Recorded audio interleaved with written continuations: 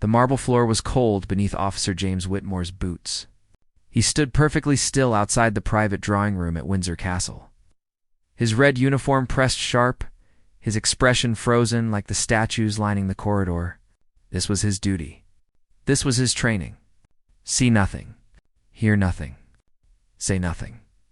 But what he was about to hear would break every rule he'd sworn to follow. It was a Thursday afternoon in late October. The autumn light filtered through ancient windows, casting long shadows across portraits of monarchs long dead. James had been a royal guard for 7 years. He'd protected dignitaries, witnessed private conversations, stood silent through arguments and tears. He was invisible, a piece of furniture. That's what they taught you at training. But today would be different. Before we continue, if you love powerful true stories that restore your faith in ordinary people doing extraordinary things, hit that subscribe button. You won't regret it. The door to the drawing room was slightly ajar. Just a crack. James hadn't noticed at first. He was focused on the corridor ahead, watching for movement, alert for anything unusual. Then he heard the voices to women. One he recognized immediately, the Duchess of Cambridge, Kate Middleton. Her voice was soft, measured, the way it always was in public. She was talking about her children. Prince George had started a new term at school. Princess Charlotte was learning piano. Prince Louis had said something funny at breakfast. James allowed himself the smallest smile. He had children too. A daughter, 8 years old, a son, 5. He understood that pride in a parent's voice. Then the other voice cut through the air like glass shattering. Well, they certainly have their quirks, don't they? James felt his jaw tighten. He knew that voice too. Queen Consort Camilla. Her tone was sharp, dismissive.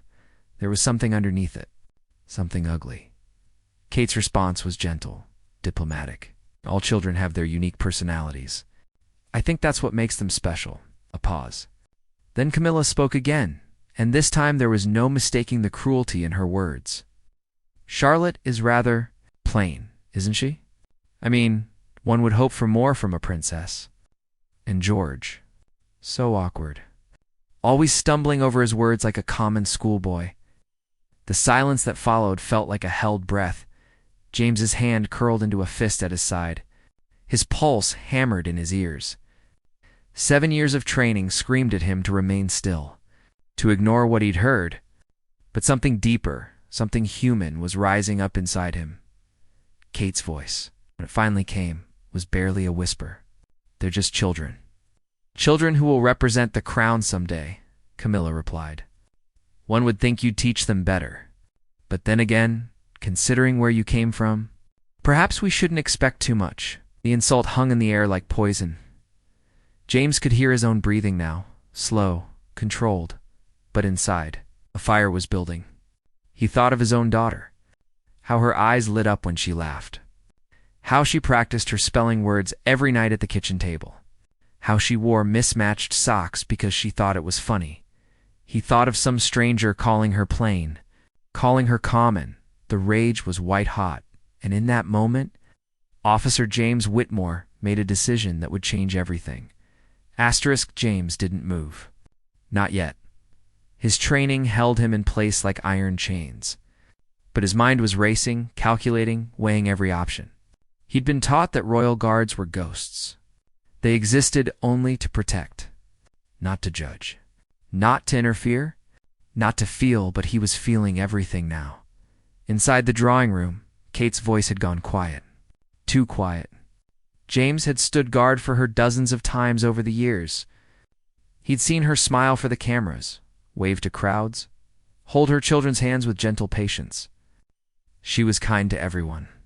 Even to the staff others ignored. Last Christmas, she'd stopped to ask James about his daughter's school play.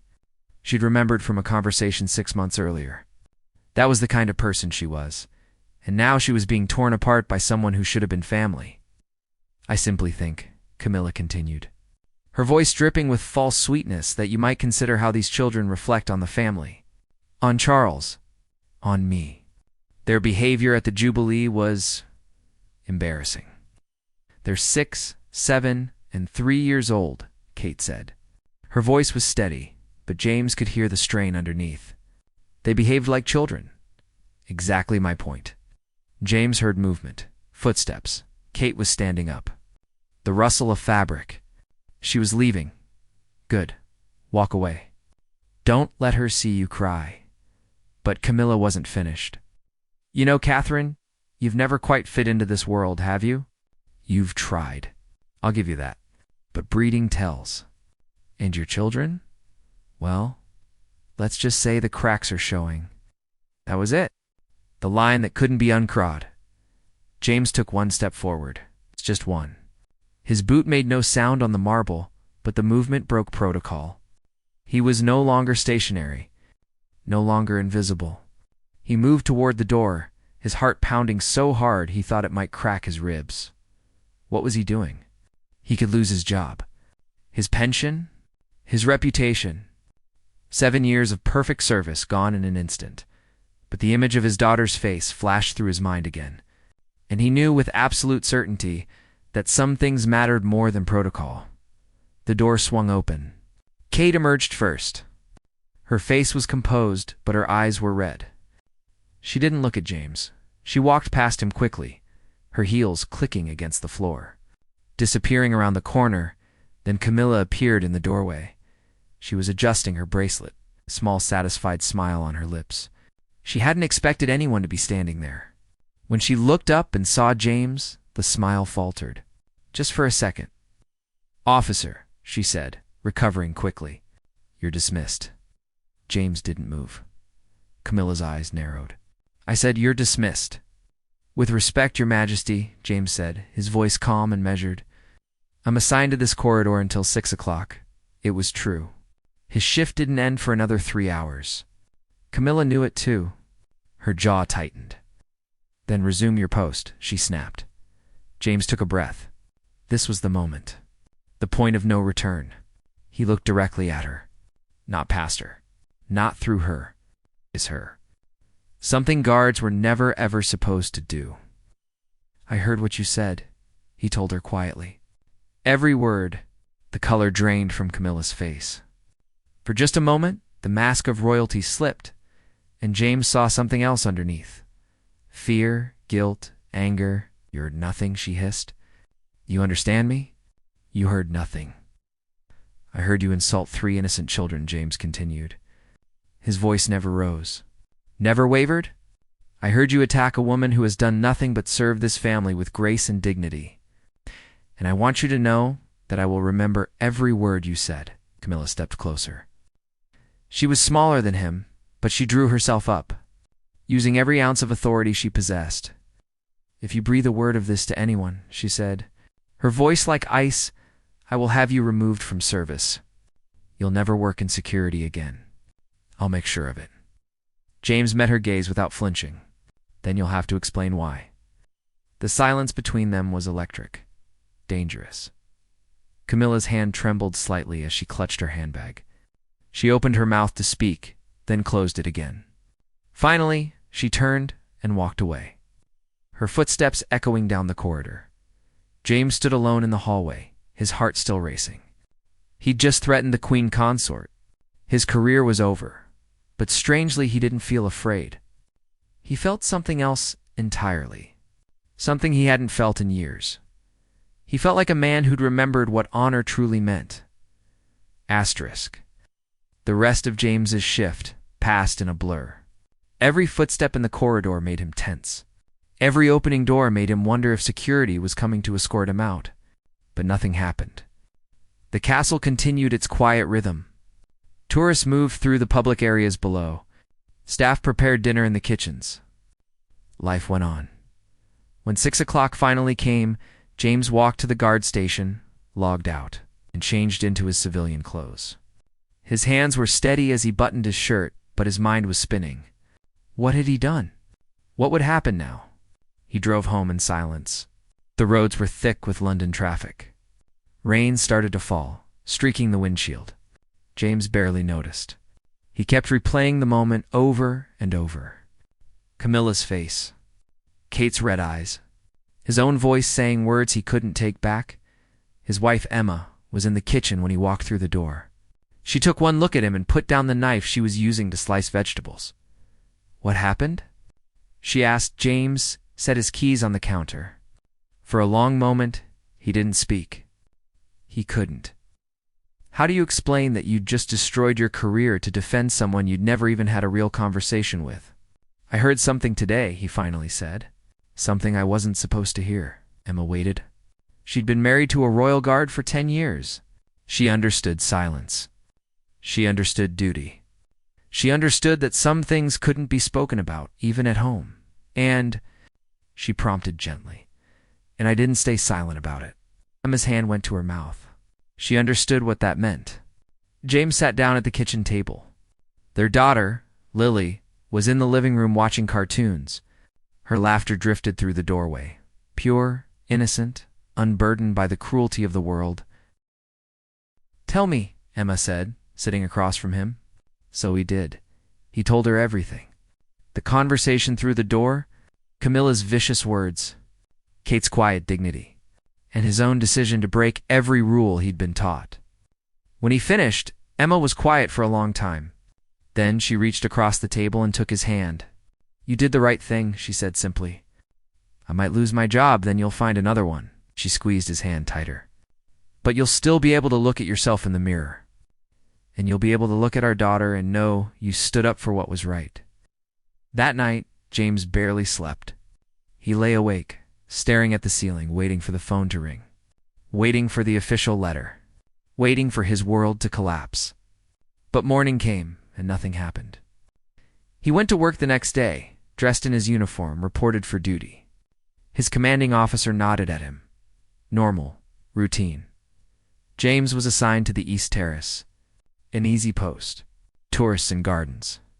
Nothing unusual. 3 days passed. Then 4, no summons. No disciplinary hearing. No dismissal. It was as if the confrontation had never happened. James started to wonder if Camilla had decided to let it go. Maybe she knew that making a scene would raise too many questions. Maybe she'd calculated that silence was safer than revenge. Or maybe something else was happening. Something he couldn't see. On the 5th day, James was called to the security office. His stomach dropped. This was it. The moment he'd been dreading. He walked down the narrow corridor, his footsteps echoing. The office door was closed. He knocked. "Come in," a voice said. James entered. Behind the desk sat Commander Phillips, head of Royal Guard operations. But he wasn't alone. Beside him stood a woman in a navy suit. Her expression was unreadable. "Officer Whitmore," Phillips said. "Please sit down." His mouth was dry. His hands rested on his knees, perfectly still through years of training. The woman in the navy suit opened a folder. "Officer Whitmore, we've received a report concerning an incident that occurred last Thursday afternoon. An exchange between yourself and Her Majesty Queen Consort Camilla." Here it was. James nodded once. "Yes, ma'am. Can you tell us in your own words what happened?" James took a breath. He'd prepared for this. He'd rehearsed what he would say. But now, sitting in this office with his career hanging by a thread, the words felt heavy. "I overheard a private conversation," he began. "During that conversation, I heard Her Majesty make disparaging remarks about the children of the Prince and Princess of Wales, remarks that I found deeply inappropriate. And you confronted her about this?" "I informed her that I had heard what was said." The woman made a note in her folder. Phillips watched James carefully, his expression giving nothing away. "Do you understand that what you did was a breach of protocol?" The woman asked. "Yes, ma'am." "And that royal guards are expected to remain neutral and silent at all times?" "Yes, ma'am." She closed the folder. The room fell silent. James waited for the hammer to fall. Then the woman did something unexpected. She smiled. "Officer Whitmore," she said quietly, "you're not being dismissed." He wasn't sure he'd heard correctly. "In fact," she continued, "you're being commended." James stared at the woman. Commended. That made no sense. He'd broken protocol. He'd confronted a member of the royal family. He'd essentially threatened the queen consort. How could any of that possibly result in a commendation? The woman must have seen the confusion on his face. She leaned forward slightly. "Let me explain," she said. "The morning after the incident, we received a call from Kensington Palace." James's heart skipped. Kensington Palace. That was where William and Kate lived with their children. The Princess of Wales, the woman continued, requested a private meeting with Commander Phillips. During that meeting, she recounted what had happened in the drawing room, the conversation, the insults directed at her children, and your intervention afterward. Phillips spoke for the first time. His voice was gruff, but not unkind. She told us that, in 7 years of public service, in all the scrutiny and pressure and microscope she's lived under, no one had ever stood up for her children the way you did. Not publicly. Not privately. No one. The woman opened the folder again and pulled out a handwritten letter. The paper was cream-colored, expensive, royal stationery. "She asked us to give you this," she said, sliding it across the desk. James picked it up with trembling hands. The handwriting was elegant, careful. He began to read. "Dear Officer Whitmore, I learned yesterday what you did after overhearing a conversation you should never have had to witness. I want you to know that your courage and kindness mean more to me than I can properly express in words. As a mother, nothing cuts deeper than hearing your children belittled or mocked. George, Charlotte, and Louis are the lights of my life. They are funny, curious, sensitive, and yes, sometimes they are awkward and silly and perfectly imperfect. They are children. They deserve to be children. You defended them when you had every reason to remain silent. You risked your career to remind someone that cruelty toward innocent children is never acceptable. Regardless of who speaks it or who it's directed toward, you didn't do it for recognition. You didn't do it expecting thanks. You did it because it was right. That is the definition of honor. My husband and I are deeply grateful. Our children will never know what you did, but we will never forget it." With sincere appreciation, Catherine James read the letter twice, 3 times. His eyes burned. He folded it carefully and looked up at Phillips and the woman. "I don't understand," he said. His voice was rough. "I broke protocol." "You broke one rule to uphold a more important one," Phillips said. "Protection doesn't just mean standing between a royal and a physical threat. Sometimes it means standing between them and cruelty, between them and injustice." The woman nodded. "Her Majesty Queen Consort Camilla filed a formal complaint against you. She demanded your dismissal." James's chest tightened. "But," the woman continued, "the Prince and Princess of Wales filed a counterstatement. They made it clear that any action taken against you would be met with their public objection. Given their popularity and the delicate nature of the situation, Camilla's complaint has been withdrawn." "We're not supposed to take sides," Phillips added, his tone careful. "But between you and me, Whitmore, you did what any decent man would do. What any decent father would do." James looked down at the letter in his hands. He thought about Kate, sitting in that drawing room, absorbing those poisonous words. He thought about her children, innocent and unaware that someone in their own family viewed them with such contempt. "There's one more thing," the woman said. She pulled out another document. "The princess has requested that you be reassigned. Effective immediately, you'll be part of the security detail for the Wales family. At Kensington Palace?" James looked up sharply. "What?" "It's a promotion, actually," Phillips said with the hint of a smile. "Better pay. Better hours. And you'll be working directly with people who clearly value what you bring to the job." James couldn't speak. A promotion. A reassignment to the family he'd defended. It felt surreal. "You start Monday," the woman said, standing up. "Congratulations, Officer Whitmore. And thank you for reminding all of us what this uniform really means." James stood as well, still holding the letter. He shook their hands, murmured his thanks, and walked out of the office in a daze. The corridor seemed brighter somehow. The air felt lighter.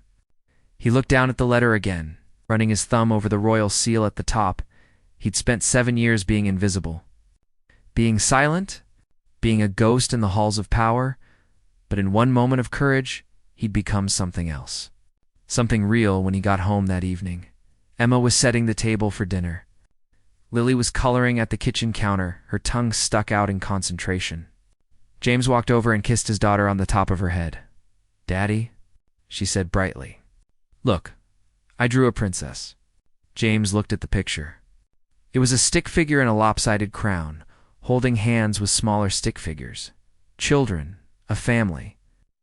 "It's beautiful, sweetheart," he said softly. "Is she a pretty princess?" Lily asked. James thought about Kate, her quiet strength, her grace under pressure, the way she'd absorbed those cruel words without lashing out, the way she'd thanked him for simply doing what was right.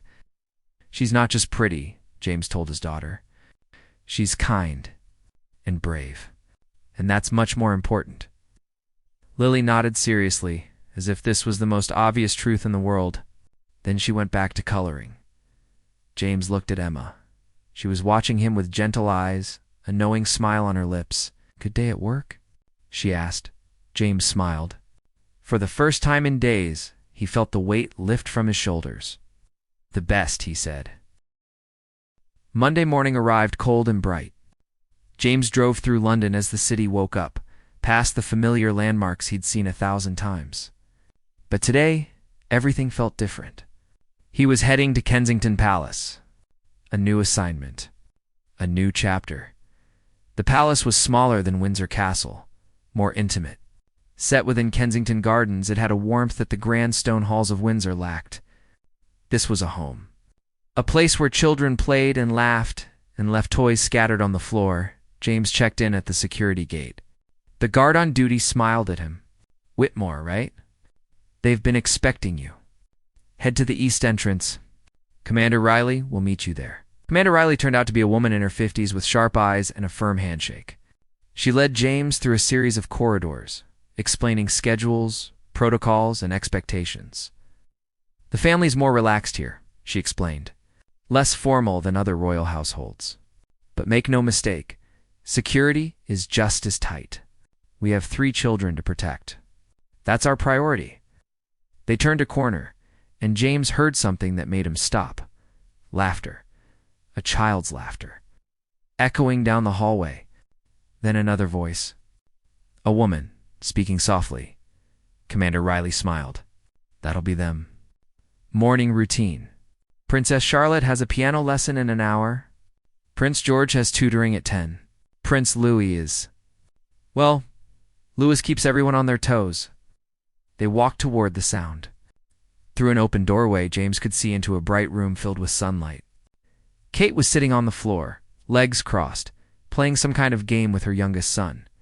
Louis was maybe 4 years old, with blonde hair and a mischievous grin.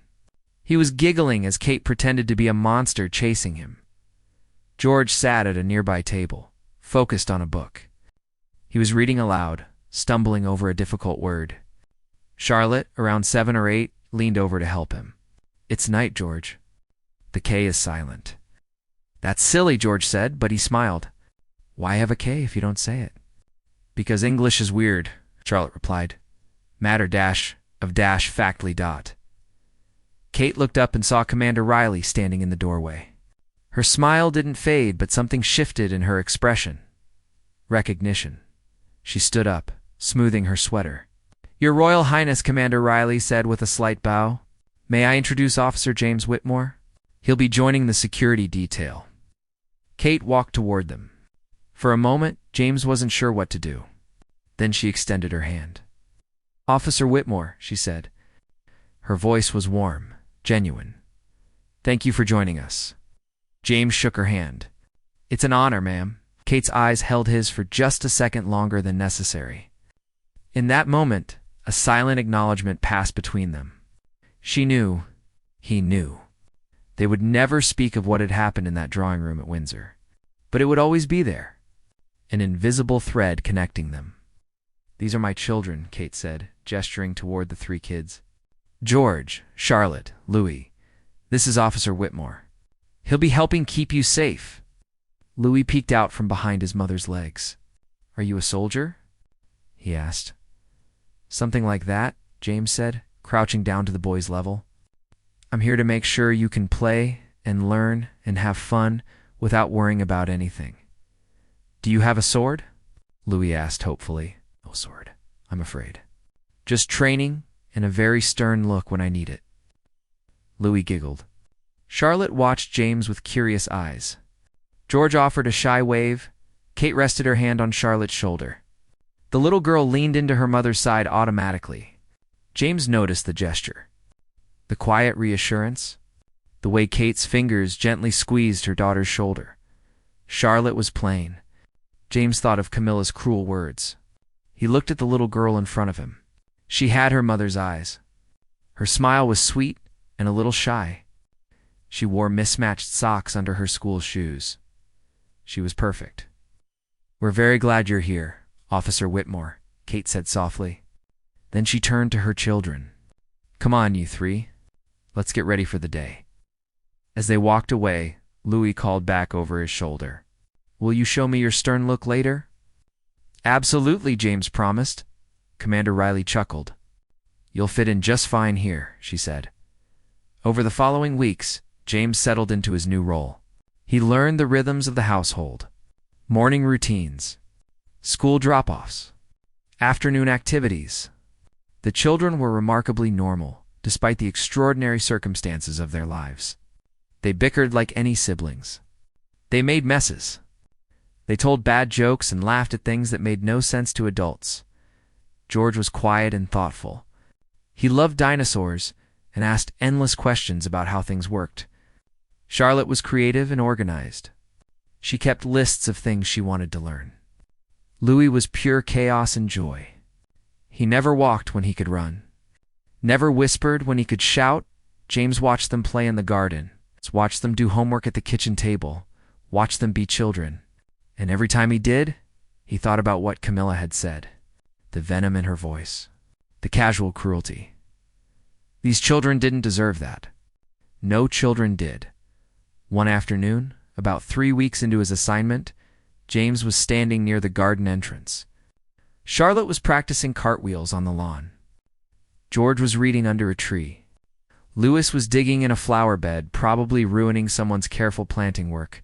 Kate walked out with 2 cups of tea. She handed one to James. You don't have to, he said, surprised. I know, she replied. She stood beside him, watching her children. They're happy today. They're happy most days, from what I've seen. Kate smiled. They are. Despite everything. She was quiet for a moment. Then she said very softly, I never properly thanked you. For what you did? You wrote me a letter, ma'am? That was more than enough. Was it? She turned to look at him. You stood up for my children when no one else would. When you had every reason to stay silent. That's not something a letter can repay. James didn't know what to say. He watched Louis covered in dirt, laughing as he found a worm. I have a daughter, James said finally. She's 8. If someone spoke about her the way that was spoken, I'd hope someone would stand up for her too. Kate nodded. Then your daughter is very lucky. They stood in comfortable silence watching the children play. George looked up from his book and waved at his mother. She waved back, her face soft with love. They're good kids, James said. The best, Kate agreed. And in that moment, James knew he'd made the right choice. No matter what it had cost. No matter what it might cost in the future, some things were worth fighting for. 3 months passed. Winter arrived in London, bringing gray skies and early darkness. Kensington Palace transformed with the season. Christmas decorations appeared in the windows. The children made paper snowflakes and hung them everywhere. The smell of pine and cinnamon filled the corridors. James had fully integrated into the Wales household security team. He knew everyone's schedules by heart. He knew which days George had football practice and which days Charlotte had art class. He knew that Louis refused to eat carrots, but would devour broccoli if you called them tiny trees. He'd also learned something else. The tension between the Wales family and Camilla hadn't disappeared. It had simply gone underground. Hidden behind polite smiles and formal photographs, but it was there. Everyone who worked in the royal household could feel it. Then, one cold December morning, everything came to a head. James was on duty at the main entrance when a convoy of cars pulled up. Official vehicles. He recognized the royal standard. His stomach tightened. He knew who was coming. The door opened. Camilla stepped out, followed by her private secretary and 2 security officers. She was dressed impeccably in a wool coat and pearls. Her expression was composed, but James saw the steel in her eyes. She was here for the annual family Christmas planning meeting, an unavoidable royal tradition. James stepped aside as she entered, keeping his face neutral, professional. Camilla didn't look at him, didn't acknowledge his presence, but her jaw tightened ever so slightly as she walked past. She hadn't forgotten their confrontation. Neither had he. The meeting was scheduled for the drawing room on the 2nd floor. James took his position outside the door. Through the wall, he could hear muffled voices. Kate, William, Camilla, other family members. The conversation was civil, careful, like everyone was walking on glass. Then he heard Camilla's voice rise. Just slightly. I simply think the children's presence at the Christmas broadcast is inappropriate. They're too young to handle the pressure. And frankly, their behavior at the last public event was... She didn't finish the sentence, but James could imagine the word embarrassing, inappropriate, common. William's voice cut through, cold, firm. Ow! Our children will be part of the broadcast. That's not up for discussion. Tense silence followed. Then Camilla spoke again, and this time there was acid in her tone. Charles will have the final say, of course. And I'm sure he'll agree that maintaining the dignity of the crown is more important than indulging every whim of... Door suddenly opened. James stepped back. Kate emerged, her face flushed. She didn't look angry. She looked heartbroken. That was somehow worse. She walked quickly down the corridor, her heels clicking against the floor. James hesitated. His duty was to remain at his post. But something stronger pulled at him. He followed her. Kate pushed through a door into a small private sitting room. It was empty. Quiet. She stood by the window, her back to the door, her shoulders tight. James knocked softly. "Ma'am, are you all right?" She didn't turn around. For a long moment, she didn't speak. Then her voice came, barely above a whisper. "How do you do it, Officer Whitmore?" "Do what, ma'am?" "How do you stay silent?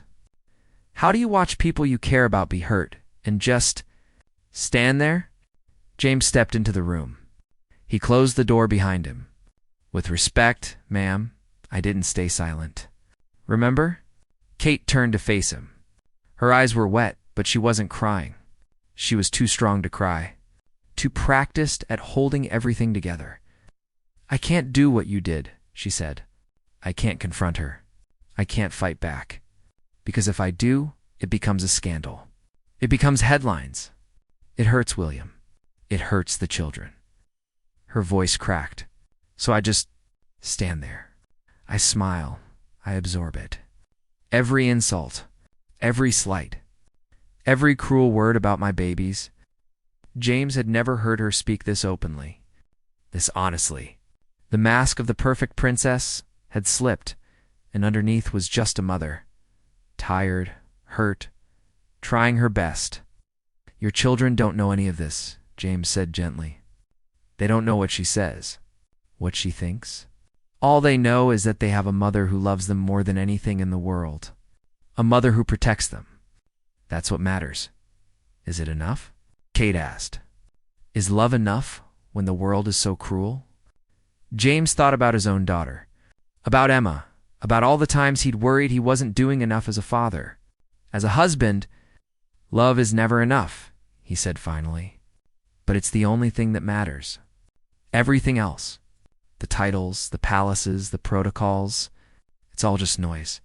But love, that's real. That's what your children will remember. Kate wiped her eyes. She took a deep breath, composing herself. The princess returning, the mask sliding back into place. "Thank you," she said, "for following me, for caring enough to check. It's my job, ma'am." "No," Kate said, meeting his eyes. "Your job is to stand outside doors and watch for threats. What you just did, That was kindness. That was human. There's a difference. Before James could respond, the door opened again. William stood in the doorway. He looked at Kate, then at James. His expression was difficult to read. "Everything all right?" he asked carefully. "Yes," Kate said, her voice steady again. "Officer Whitmore was just ensuring I was safe." William nodded slowly. He walked over to his wife and took her hand. "The meeting's over. She's gone." Kate closed her eyes briefly. Relief. Then she squeezed William's hand. "The children want to see you," William said. "Louis is trying to wrap presents." "It's chaotic," Kate laughed. A real laugh. The tension broke. She looked at James. "Duty calls." "Always does, ma'am." As they left, William paused beside James. He extended his hand. James shook it, surprised. "Thank you," William said quietly. "For everything." "Not just today." James nodded. No words were needed. That evening, as James drove home through the snowy London streets, he thought about everything that had happened. The confrontation at Windsor, the letter from Kate, the transfer. Today's conversation, his life had changed because of one moment of courage. One decision to speak when silence was easier. He thought about Camilla, angry and bitter, using cruelty to maintain control. And he thought about Kate, absorbing that cruelty with grace because she loved her family too much to let them be torn apart by scandal. Strength came in many forms. Sometimes it was speaking up. Sometimes it was staying silent. The trick was knowing which one the moment required. When James walked through his front door, Lily rushed to hug him. "Daddy, look. I made a Christmas card for you." It was crooked and covered in too much glitter. The drawing was barely recognizable. James thought it might be a reindeer, or possibly a dog. "It's perfect," he told her, and he meant it.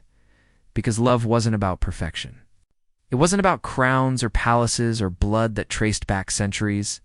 It was about showing up, about protecting the people who mattered, about standing up when the world told you to sit down. It was about remembering that sometimes the smallest acts of courage created the biggest ripples. And as James tucked his daughter into bed that night, reading her a story about a princess and a dragon, he knew that the real story, the one that mattered, it wasn't about castles or royalty. It was about ordinary people choosing to be extraordinary. One small moment at a time.